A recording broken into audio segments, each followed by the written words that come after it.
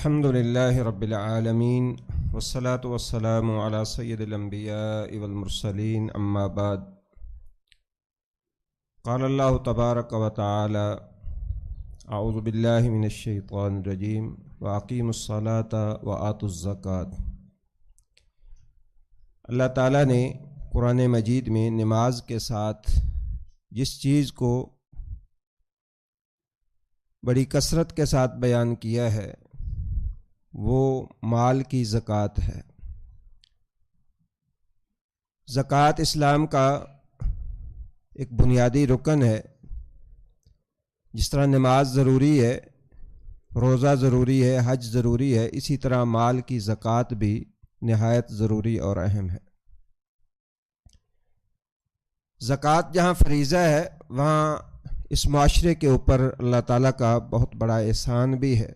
کہ اللہ تعالیٰ نے انسان کو جو مال دیا ہے اس مال کو پاک صاف کرنے کا موقع اللہ تبارک و تعالیٰ فراہم کرتا ہے۔ زکوٰۃ کے اس موضوع کو میں 3 حصوں میں تقسیم کروں گا۔ پہلا حصہ جو ہے وہ یہ ہے کہ زکوٰۃ نہ دینے کا جرم کیا ہے اور یہ کتنی بڑی سزا ہے زکوٰۃ نہ دینے کی، اور دوسرا حصہ زکوٰۃ دینے کے کیا ثمرات اور فوائد ہیں، اور تیسرا حصہ جو ہے وہ کس مال پہ کتنی زکوٰۃ ہے، کیا زکوٰۃ ہے، اختصار کے ساتھ انشاءاللہ وہ بیان ہوگا۔ رسول اکرم صلی اللہ علیہ وسلم نے یہ ارشاد فرمایا کہ من کان لہ مال، جس شخص کو اللہ تبارک و تعالیٰ نے مال عطا کیا ہے اور وہ مال اس نصاب کو پہنچتا ہے جو نصاب شریعت نے مقرر کیا ہے، حد مقرر کی ہے، لمٹ مقرر کی ہے، اور پھر وہ شریعت کے احکام کے مطابق فلم یؤدی زکوٰۃ، وہ اس کی زکوٰۃ ادا نہیں کرتا، تو وہ مال 3 شکلیں اختیار کرے گا جو مختلف انداز سے اس کے لیے سزا کا باعث بنیں گے۔ اگر وہ مال مویشیوں کی صورت میں ہے، جانوروں کی صورت میں ہے، تو رسول اللہ صلی اللہ علیہ وسلم نے فرمایا اس کا وہ مال اونٹوں کی شکل اختیار کر لے گا، گائے کی شکل اختیار کر لے گا۔ اس بندے کو میدان میں لٹا کے وہ جانور جو ہے جن کی اس نے زکوٰۃ ادا نہیں کی، وہ جانور اپنے سینگوں کے ساتھ اس کو ماریں گے، اپنے سموں کے ساتھ اس کو ماریں گے اور اس کے اوپر سے گزریں گے،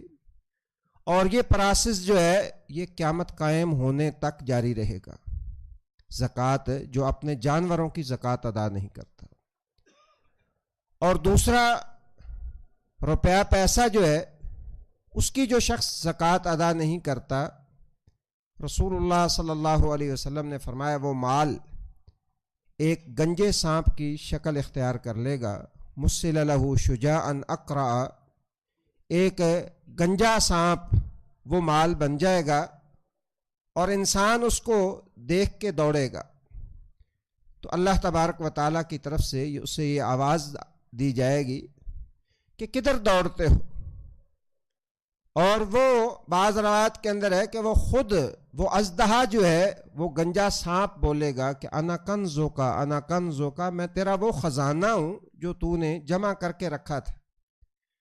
جو تو اکٹھا کر کے رکھتا رہا، اس کی زکوٰۃ ادا نہیں کی، وہ میں تیرا مال ہوں، مجھے پکڑ لے، مجھے لے لے۔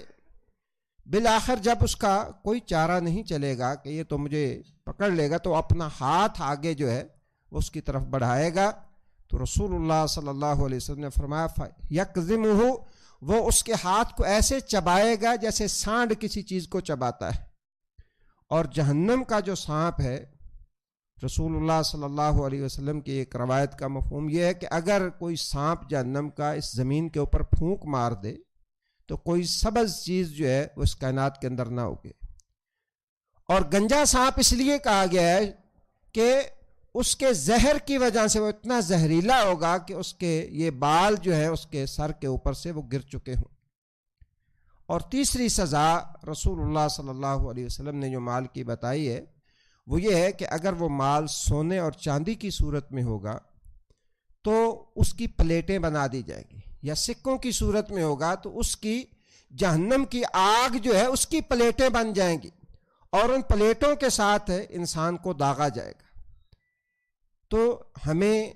یہ دیکھنا چاہیے کہ اگر اللہ تعالیٰ نے ہمیں مال دیا ہے تو ہم اس مال کا جو حق ہے اس کو ادا کریں، وہ کتنا ہو تو کتنا حق ہے یہ انشاءاللہ العزیز جیسے میں نے عرض کیا ہے کہ آخری درس میں بیان کریں گے، لیکن ہم میں سے ہر ایک کو اپنے مال کا جائزہ لینا چاہیے، سونے چاندی کی صورت میں، روپے پیسے کی صورت میں، جانوروں مویشیوں کی صورت میں، یا زمین کی جو آمدن ہے گندم وغیرہ اس صورت میں، جس صورت میں بھی اللہ تعالیٰ نے ہمیں مال دیا ہے ہمیں اپنے مال کا جائزہ لینا چاہیے، حساب لگانا چاہیے، اور ایک ایک روپے کا حساب کرنا چاہیے کہ جب اللہ کے لیے دینا ہے تو پھر انسان کو اس میں کوئی ڈنڈی نہیں مارنی چاہیے، کیونکہ لوگوں سے تو انسان بچ سکتا ہے یا لوگوں سے تو چھپ سکتا ہے، لیکن اللہ تعالیٰ کو تو علم ہے کہ اس کے پاس کیا ہے اور یہ کیا دے رہا ہے۔ اللہ مجھے بھی اور آپ کو بھی اس عذاب سے بچنے کی توفیق عطا فرمائے، اور اللہ ہمیں اپنے مالوں کی زکوٰۃ ادا کرنے کی توفیق دے۔ سبحانک اللہم و بحمدک، اشہد ان لا الہ الا انت، استغفرک و اتوب الیک۔